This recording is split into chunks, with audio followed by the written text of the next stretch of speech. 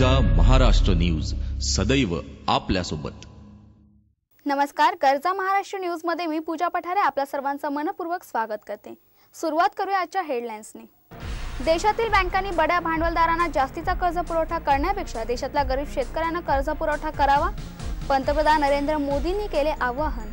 मराठी साहित्य संमेलनाचा दूरदर्शनवर मोफत प्रक्षेपण न करण्यावरून काँग्रेसचे संजय निरुपम यांनी केंद्र सरकारवर डागली तोफ।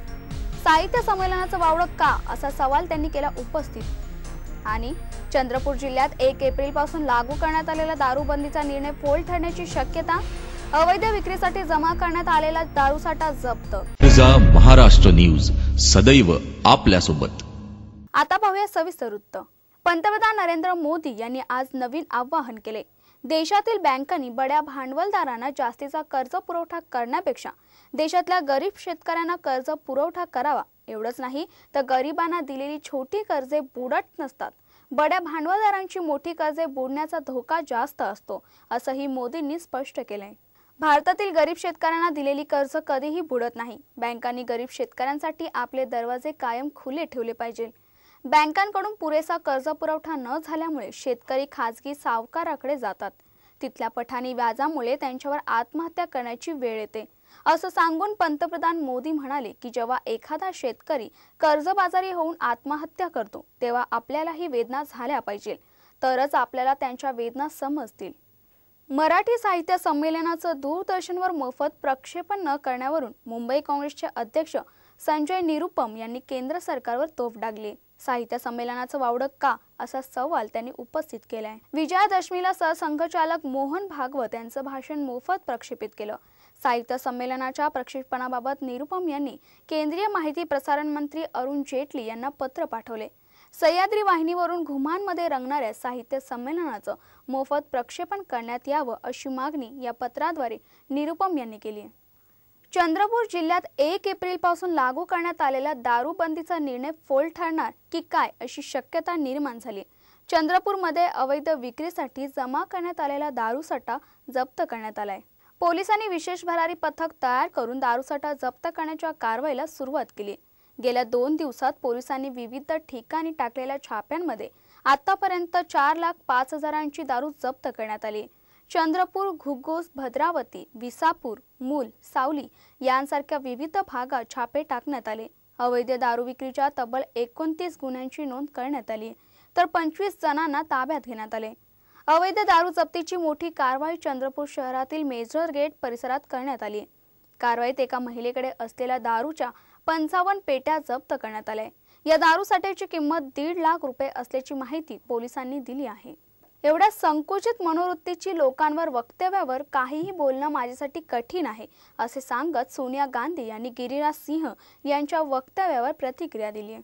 राजीव गांधी यांनी जर नायजेरियन मुलीशी लग्न केले असते आणि सोनिया गांधी जर गौरवर्णीय नसत्या तर काँग्रेसने त्यांचे नेतृत्व स्वीकारले असते काय, अशी मुक्ताफळे गिरिराज सिंह यांनी उधळली होती। या वर्णदेशी वक्तव्याचा राग ते फक्त देशवासियांपुरती मर्यादित न राहता नायजेरियाच्या भारतातील राजदूतानेही त्यावर टीका केली। बिहारमधील स्थानिक पत्रकारांनी राहुल गांधीच्या गैरहजेरीवर गिरिराज सिंह यांना प्रश्न विचारला होता। यावर प्रतिक्रिया देताना गिरिराज सिंह यांनी अत्यंत बेजबाबदार विधान केले।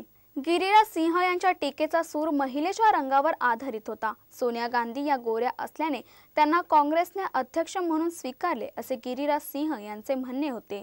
गिरिराज सिंह यांच्या या विधानाचा काँग्रेसच्या सर्वच राजकीय पक्षातून विरोध दर्शवला जातोय। डोंबिवलीत अल्पवयीन मुलीवर झालेल्या बलात्कार प्रकरणी 2 नराधमांना डोंबिवलीतल्या मानपाडा पोलिसांनी अटक केली। अल्पवयीन मुलीवर बलात्कार करणारे दोन्ही आरोपी मूळचे उत्तर प्रदेशमधले आपल्या मूळ गावी पळून जाण्याचा प्रयत्न करत असताना पोलिसांनी मोबाईल लोकेशनच्या साहाय्याने नराधमांना अटक केली। बुधवारी राहत्या इमारतीतील दुसऱ्या घराचा दरवाजा बंद करण्यासाठी गेली असताना पीडित मुलीचे या 2 नराधमांनी अपहरण करून तिच्यावर बलात्कार केलाय। दरम्यान ही घटना कोणाला सांगितल्यास मुलीला जीवे मारण्याची धमकी देण्यात आली। मुलीने हिम्मत करून ही घटना आपल्या आईला सांगितल्यानंतर मुलीच्या घरच्यांनी मानपाडा पोलीस स्थानकात तक्रार दाखल केली। हजामत अली आणि खुर्शीद आलम अशी या 2 आरोपींची नावे आहेत। टीम इंडियाचा मोस्ट एलिजिबल बॅचलर्स पैकी एक असलेला सुरेश रैना याचा आज शुभ विवाह आहे। मेरठच्या प्रियंका सोबत रैना याचा विवाह होणार आहे। दिल्लीच्या लीला पॅलेस हॉटेलमध्ये हा लग्न सोहळा पार पडणार आहे। प्रियांका ही रेनाच्या आईच्या मैत्रिणीची मुलगी आहे। रेनाच्या लग्न सोहळ्यासाठी राजकारणातील आणि क्रिकेट जगतातील अनेक मान्यवर उपस्थित राहणार आहे। यामध्ये भारताचे पंतप्रधान नरेंद्र मोदी, यूपीचे मुख्यमंत्री अखिलेश यादव तसेच संपूर्ण क्रिकेट टीम उपस्थित राहणार आहे।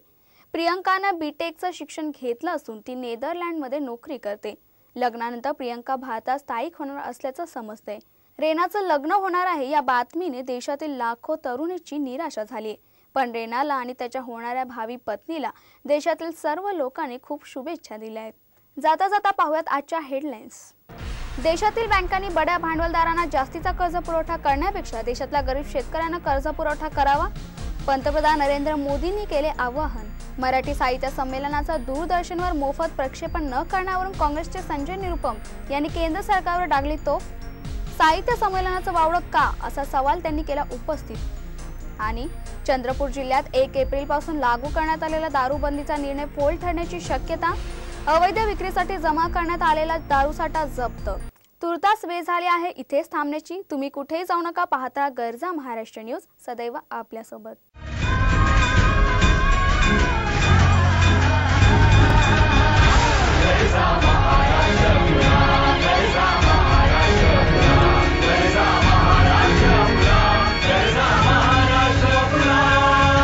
गरजा महाराष्ट्र न्यूज, सदैव आपल्यासोबत।